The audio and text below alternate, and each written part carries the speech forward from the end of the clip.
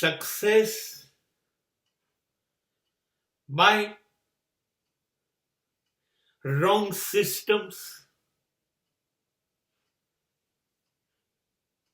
your success train journey can be off the track, and that is not a success. સફળતા અસફળ રસ્તેથી ખોટી રીતે લઈ આવવાથી મળી તો જાય જ છે. મને ગણિત નહોતું આવડતું સ્કૂલમાં. સાહેબ દાખલો લખે, હું રકમ લખું, બાજુમાંથી લખું અને જવાબ પાછળ આપ્યા હોય એમાંથી લખી લઉં. એટલે મોનિટરો તો જવાબ જોઈને કહી દે મારું લેસન સાચું છે. ખોટા રસ્તે સફળતા આવી અને છેક સુધી ગણિત ના જ આવડ્યું. પદ્ધતિથી જ આવે જવાબ એ સાચો. મહેનત કરીને, આયોજન કરીને, પ્રોગ્રામ્ડ કરીને, ડિઝાઇન કરીને એ પ્રમાણે જિંદગીને લઈ જઈને જે સફળતા આવે એ જીવન સુધી ચાલે. Shortcut is always danger. Dawood સફળ છે, બટ શોર્ટકટ ઇઝ ડેન્જર. ગમે ત્યારે સરકારની કે ગુંડાઓની કોઈ ગોળી અને વાગશે અને સફળતા એને ઉજવવા નથી મળતી. જિંદગી જુઓ, ક્યાંક અંધારામાં ખૂણામાં જીવાય છે. પાટા ઉપર ચાલતી ટ્રેન નીચે ઉતરે એટલે નુકસાન જ છે, અકસ્માત જ થાય. Of the track is not success. એ સફળતા નથી.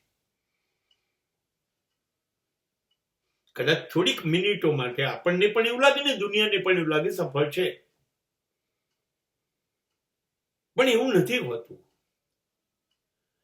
સફળતા એ લિફ્ટમાં ઉપર નથી આવવાનું. સફળતા એ દરેક પગથિયા ચડીને ઉપર આવવાનું છે, તોય ટકશે.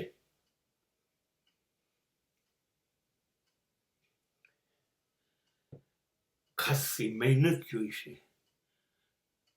શુદ્ધ ઈરાદાઓ, શુદ્ધ નીતિ જોઈશે, રસ્તા પવિત્ર જોઈશે. અને તો આવેલી સફળતા તમારા માટે નહીં, તમારી પેઢીઓથી પેઢીઓ સુધી ચાલશે.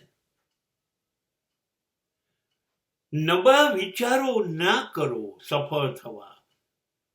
નબળું આયોજન ના કરો. નવા રસ્તા ના લો. નવી જીવન પદ્ધતિ ના સ્વીકારો.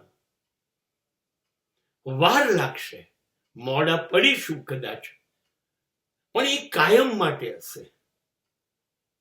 પેલી સફળતા જલ્દી આવશે, ટકશે નહીં. અને રાઈટ ઓન ધ ટ્રેક તમારી ગાડી ચાલતી રહેશે. ભલે ધીરે ધીરે 60ની સ્પીડે ચાલે, પણ પહોંચશે. પાટા ઉપરથી ગબડી નહીં પડે. અને 120ની સ્પીડે નીકળેલી ગાડી ઝડપથી પહોંચી જવા માટે ગમે ત્યારે પાટા ઉપરથી નીચે ઉતરી જશે, અને ત્યારે જે નુકસાન થશે એ સહન નહીં થાય. માટે ટેમ્પરરી પણ ગાડીને પાટા પરથી નીચે ના ઉતારવી. ભલે મોડી મળે, પણ સફળતા માટે જિંદગીની ગાડી પાટા પરથી નીચે ઉતરવી ન જોઈએ.